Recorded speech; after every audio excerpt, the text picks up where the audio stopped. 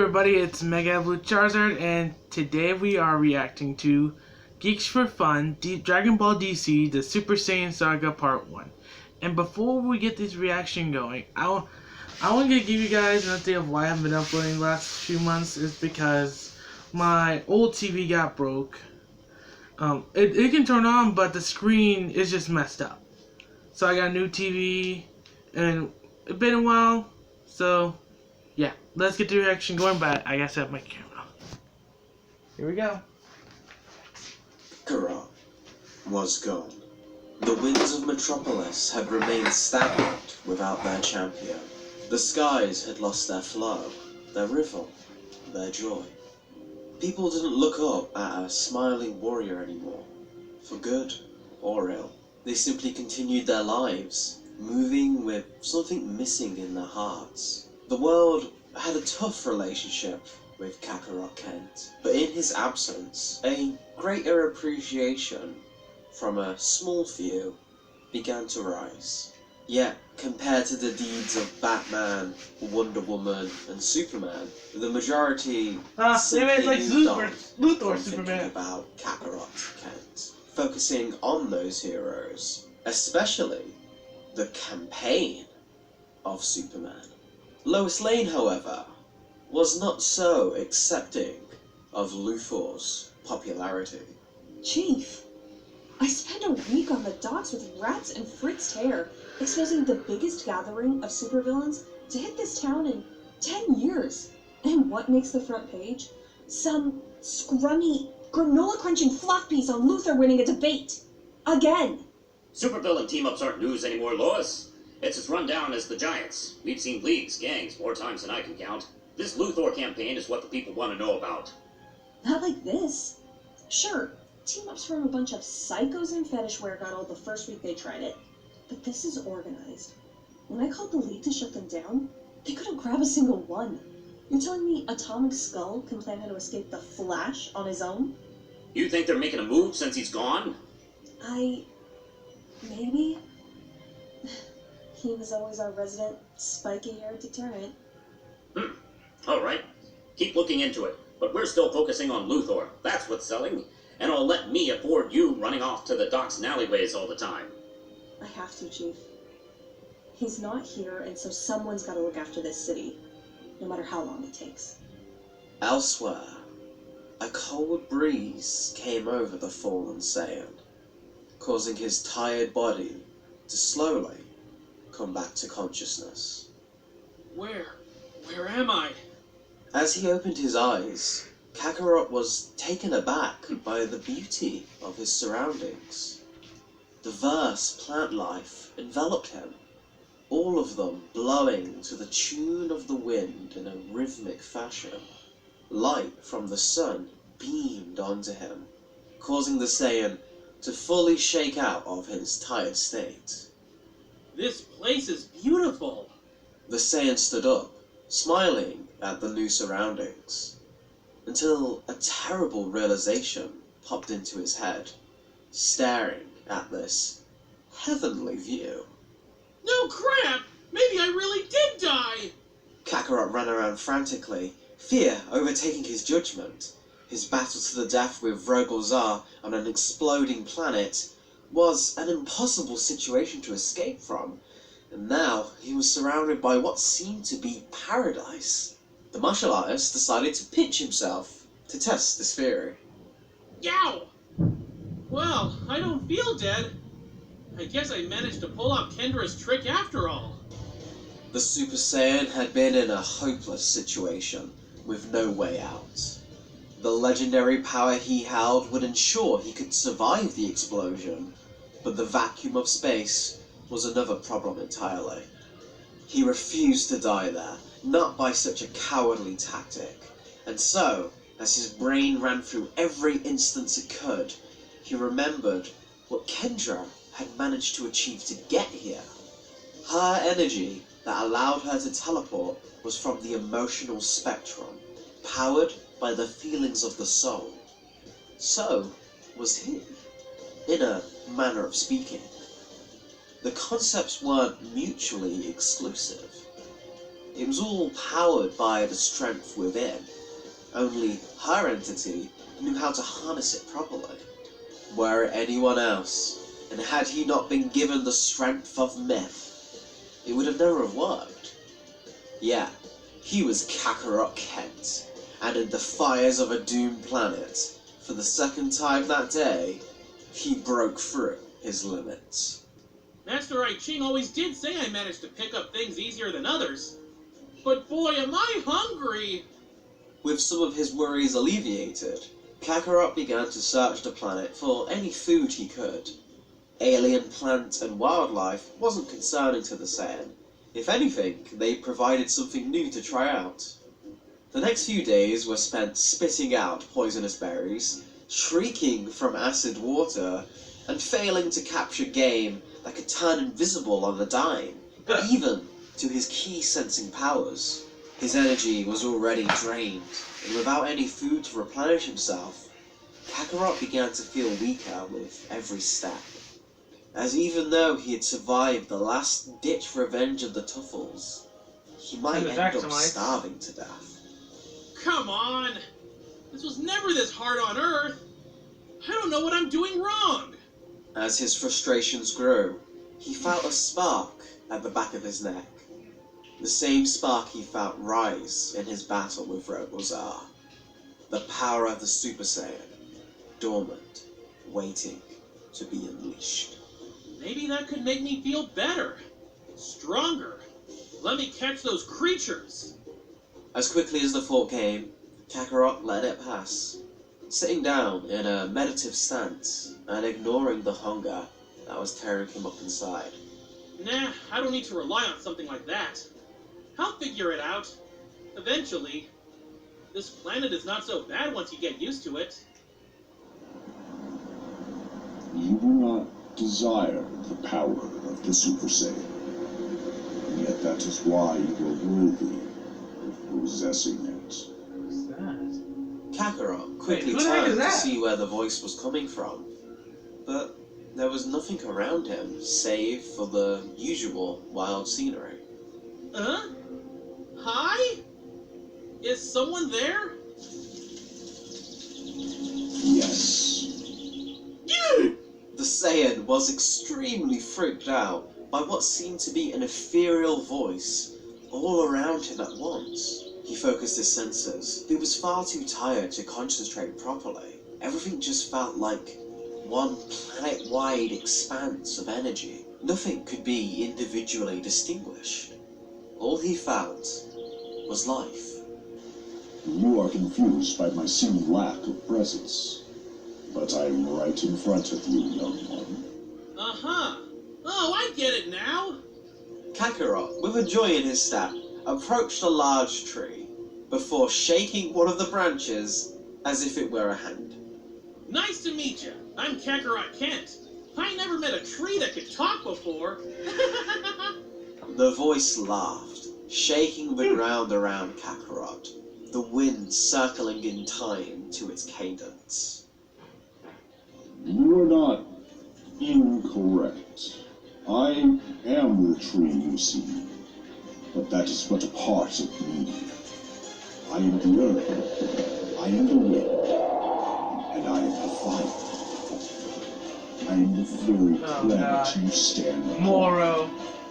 And I am a member of the Green Lantern Crew. I am Mogo.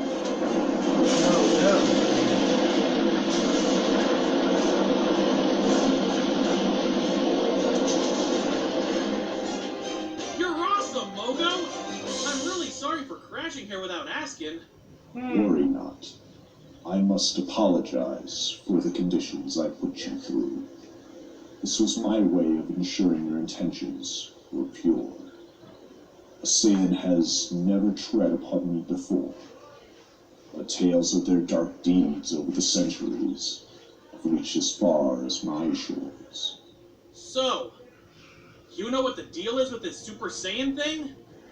I believe we can find that out Mogo. together.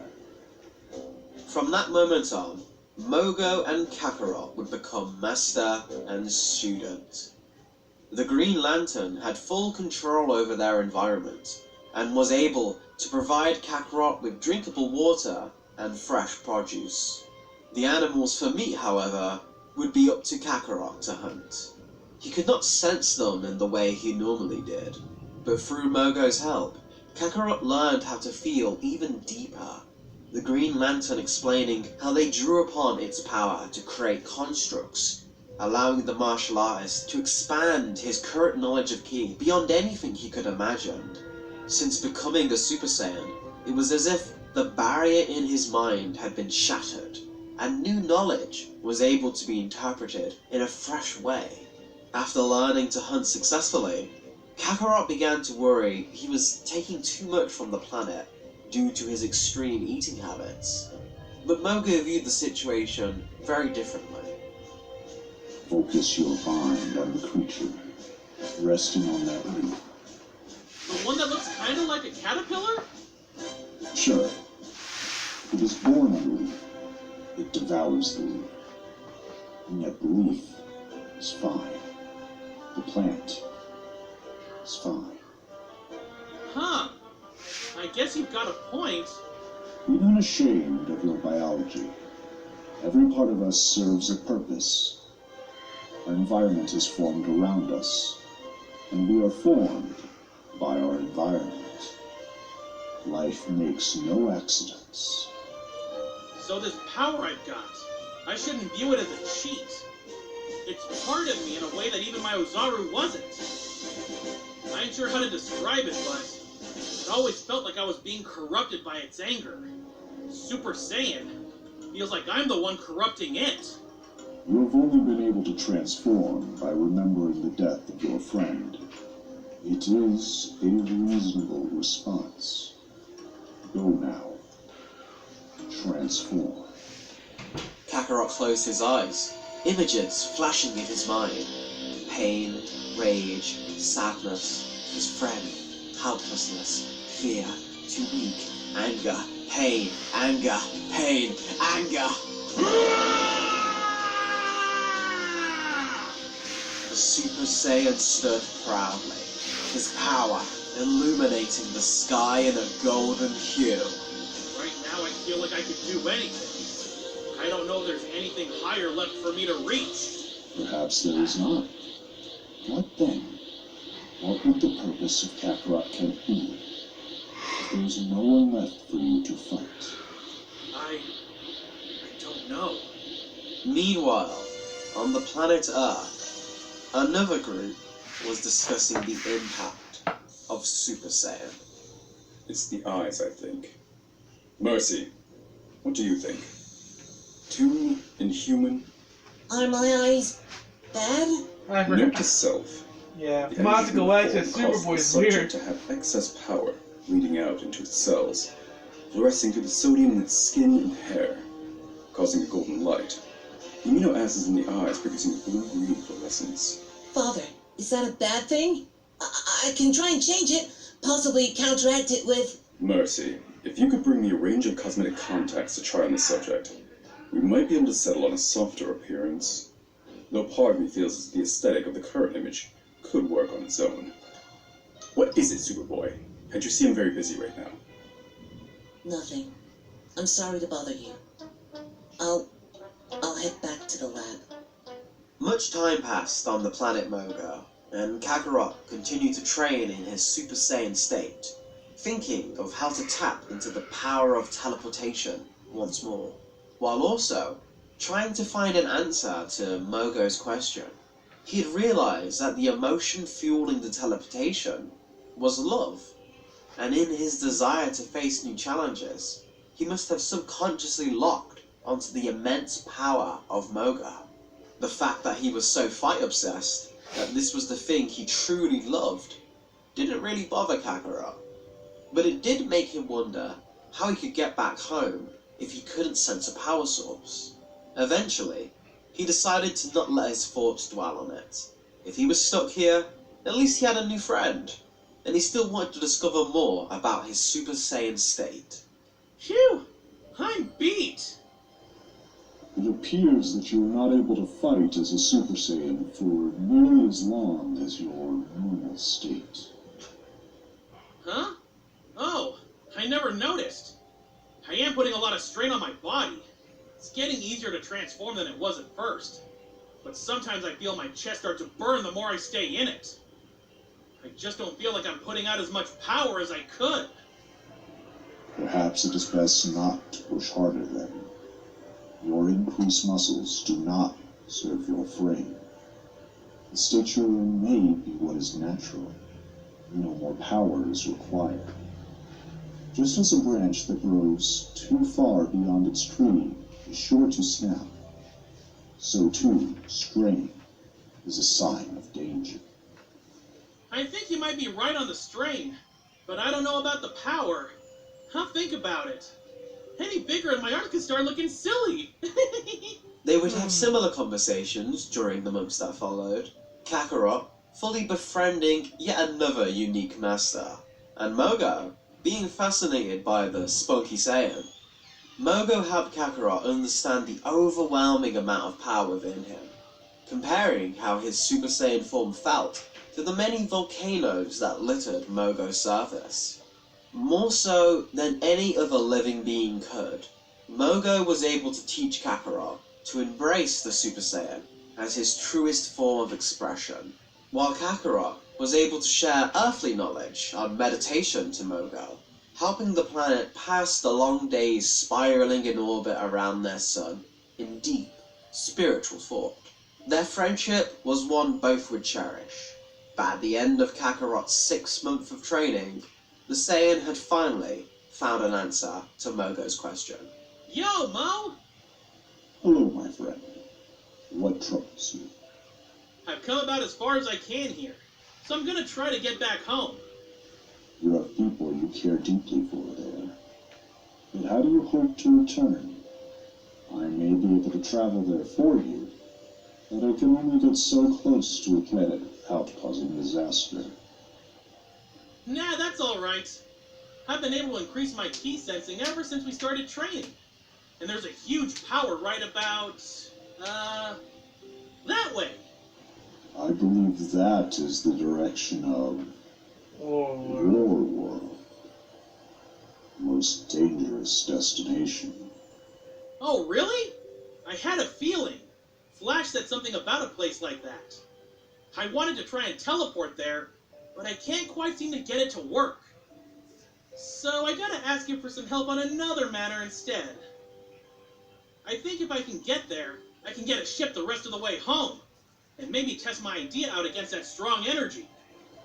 I see. How may I assist your journey then? Kakarot explained his idea to Mogo, the insanity behind it surprising even a talking planet. But the planet believed in the Saiyan and trusted that it would work. Well, this is it, Mo. I just got one more thing to say. Thanks to you, I think I can take this Super Saiyan thing further. Make it more me. But I also think you've got the wrong idea. Improvement is what's normal to me. And I think you could do it too. Don't always be satisfied with how things are when you can push yourself even further. I do not see how I could.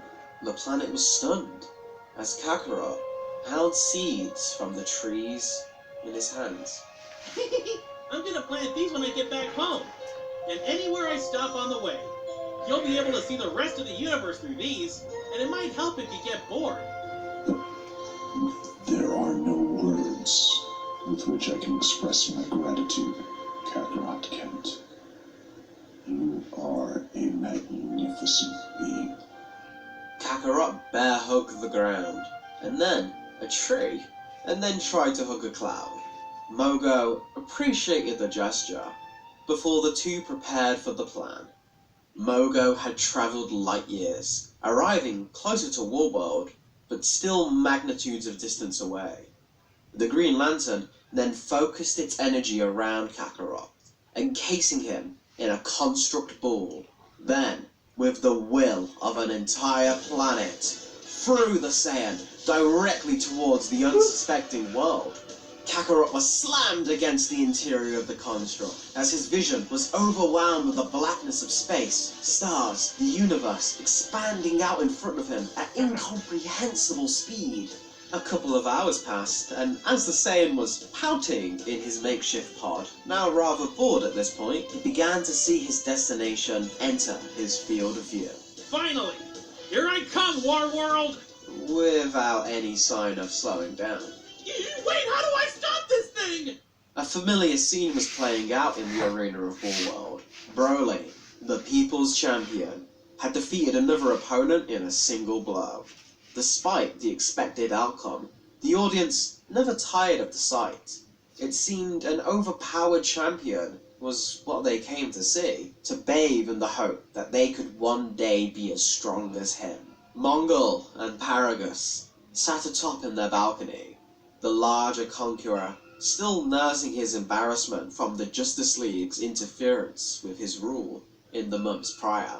But he was thankful that no further attempts from them had been made. He was actually a little worried that Wonder Woman was going to show up on his doorstep. Broly seems to have recovered from his torture. I assure you, Lord Mongol, the boy will obey from now on. Recovered? The beast couldn't be hurt if I wanted him to be. Your restraints on him are purely subconscious. He's just too much of a fool to realize it. Part of me wishes someone would show up just to make the thing bleed or something. A shattering of green that almost destroyed the interior of the arena heralded the arrival of Kakarot, who was now in a mile-deep crater at the center of the arena. Everyone in the vicinity was in shock, preparing battle positions for what seemed to be a missile or a bomb of some kind. Instead, what emerged was a spiky-haired stranger in torn clothing, rubbing his head. Ow, wow, wow! I should have asked Mo to put cushions in that or something. The warriors, the civilians, the slaves, the Saiyans, and even Mongol stood in complete disbelief at the nonchalant display after such an impact. Why is everyone looking at me strange? Hi, guys! Sorry I broke your football stadium? Don't you stand there, you fool! Kill him! Hundreds of foes from dozens of species charged at Kakarot, with the confused Saiyan dodging a few at first, wanting to know why he was randomly being attacked. Hey, hold on! You don't have to kill me just because he said so! The onslaught continued, and Kakarot was forced to start fighting back, before realizing that this might be the perfect chance to test out an idea of his. Alright then, let's see! It still took too much strain than he would like, but within a few moments, the martial artist blew his foes back with his transformation, the sheer force of his aura being enough to knock out the weaker combatants. Yet Kakarot wasn't focused on them. His eyes were closed. He was deliberately trying to stay calm, to let Super Saiyan feel natural to him. But it didn't work. He couldn't help feel the tinges of anger in the back of his mind, and then that frustration only made things worse. Damn it! Oh well, maybe next time. The Super Saiyan was snapped out of his focus, as his mind finally began to sense the large power that drew him here in the first Hold up! Sorry about that. place. A warrior that stood firm against the explosion of his aura, yet one who seemed not to want to attack. Whoa! You must have been the guy I sensed! That's some serious power you've got! I do not want to fight you, but I will be forced to if you don't surrender. Well, if you don't want to fight, we don't have to. No fun if you're not enjoying yourself. My name's Kakarot, by the way. What's yours? Broly, you don't fear me? Fear ya? Well, you're pretty strong, but as I am now, I think I could take ya. We could spar a little and find out.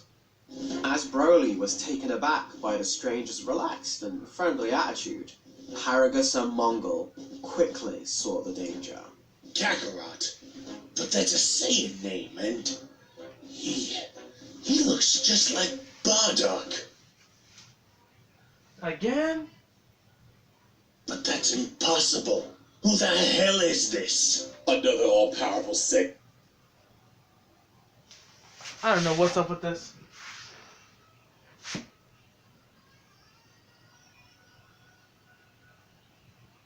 A doorstep. This time, one that glows. Fantastic. Oh, you're kidding me. Hold on a second. Yes. Okay. Mongol removed himself from the scene, instructing a terrified Paragus to follow. A sinister glee in Mongol's eyes as he began to execute his contingency plan. Meanwhile, back in the ruins of the arena, Kakarot had powered down to his base form, continuing his chat with the confused Broly, who wondered where his father and Mongol had vanished to. They were usually barking orders at him by now. No way! You're a Saiyan too? That's crazy! I was thinking me and Vegeta were the last ones! Vegeta. Father has spoken of that name many times in his angriest moments. I do not wish to meet him. Yeah, he's a real jerk. Every other Saiyan I've met has been. You seem a lot more normal, though. You think I am normal? But I am a monster. Huh? Monsters are all scary with fangs and stuff. Who told you a lie like that? Me. Hello, Of Saiyan. course. Welcome to my war world. What?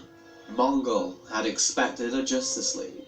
What he got was a lone warrior, and so his final trick was going to work a lot better than he ever expected. Kakarot. Raditz? Well. Oh, be right back. Hail. Okay, that was a surprising ending. Not gonna lie. Oh, I got nothing in my mind, so that's gonna be it for this video. Make sure you go follow Geek for Fun. Don't forget to hit the bell icon. And don't forget to like and subscribe to Mega Blue Charger. I'll see y'all in the next episode. Peace out. Reaction, I mean. Later.